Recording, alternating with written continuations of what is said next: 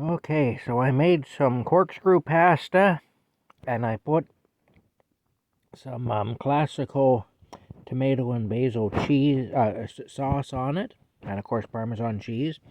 And I cut up a couple of tomatoes into the sauce though. So it's got a couple of fresh tomatoes in it to give it a little extra goodness. Just give it a little extra goodness. Yes.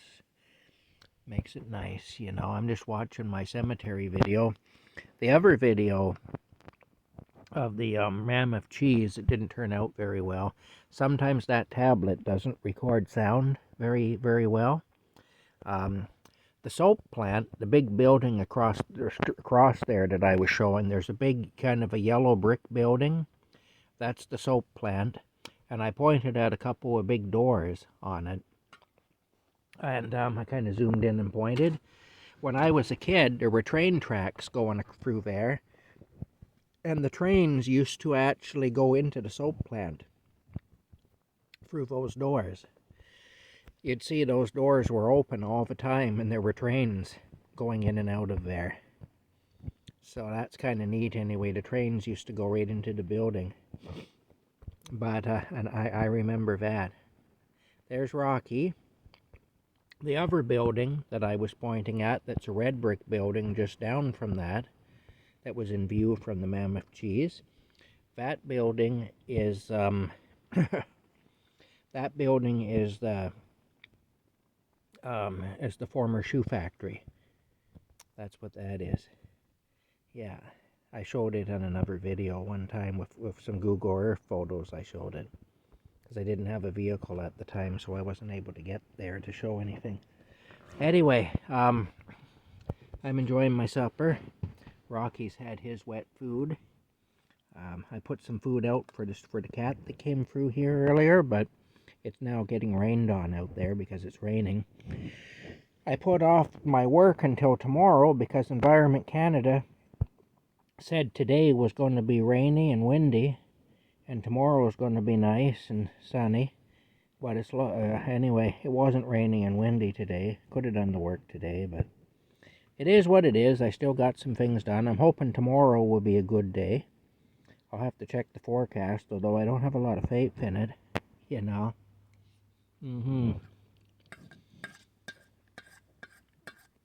Anyway, it's too bad the area around the Mammoth cheese thing there has become a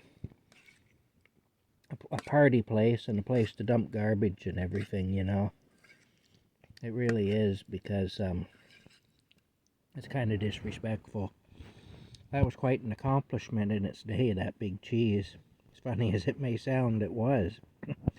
It actually started to break through the floor. It was so heavy that the building it was housed in at the Chicago World's Fair, it actually was breaking through the floor of that building. That's how heavy it was. So,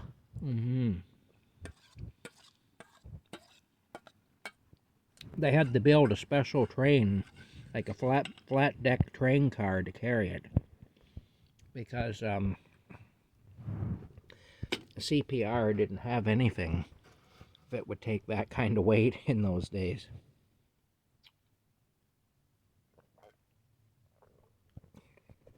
I've seen the pictures of it all decked out with flags and banners and everything on its freight car before it was taken down to Chicago for the 1893 Columbian Exposition, there, the World's Fair in 1893.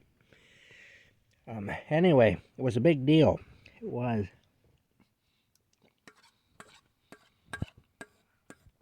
Now it's all beer cans and old tires and used condoms and dog crap, and you know, I don't know, it just bothers me, that's all. People don't have a proper respect or appreciation for our history, unfortunately. Anyway, the big thing about the old burying grounds for me and showing these stones, my main goal was to find Robert Lyon's stone, the victim in the last fatal duel, but I wasn't able to find it. I'm going to do a little research and see if I can pinpoint it. There's got to be something on the internet I could use to pinpoint it.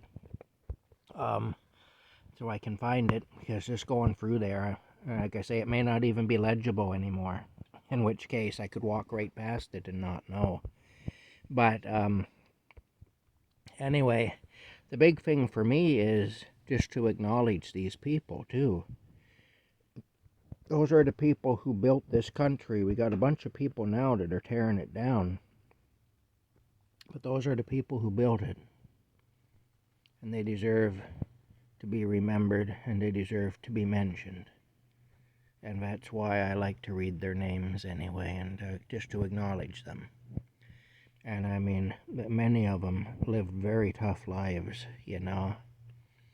And I mean, you look at some of these ones that died when they were children, and you look at the parents. There's one family where it was just one after another of kids that all died young, you know. One family. And it's got to make you think the grief that those people must have been suffering, because people back then, you know, they loved their kids just as much as any of you who have children love your kids. And imagine having to lay one of your children in the ground. Some of you have had to do that, I'm sure. But I mean, imagine having to lay multiple children in the ground. Having to do it once is horrible. That family, they did it 3 or 4 times. What an awful thing. Anyway, bottom line is that I just like to acknowledge them, that's all. The people who came before us. The people who broke the ground and pulled out the stumps and built the infrastructure. Established the farms and the businesses and built the roads. Cut the trees down, literally, and made wagon roads and things, you know. Built the railroads. All of it, you know. The Canadian Pacific Railway, they used a lot of Asians, especially Chinese workers. And I forget what they say now, but there's so many, I can forget the exact number, but they say there's so many dead Chinamen for every mile of track. And I can't remember what the number is now, but it's, you know, yeah. I mean, when you think about it, eh? Because they got malaria. There were malaria-carrying mosquitoes, and they got malaria. They died in accidents, you know, blowing up and things like that, with using explosives to clear rock and whatnot away. Very tough life.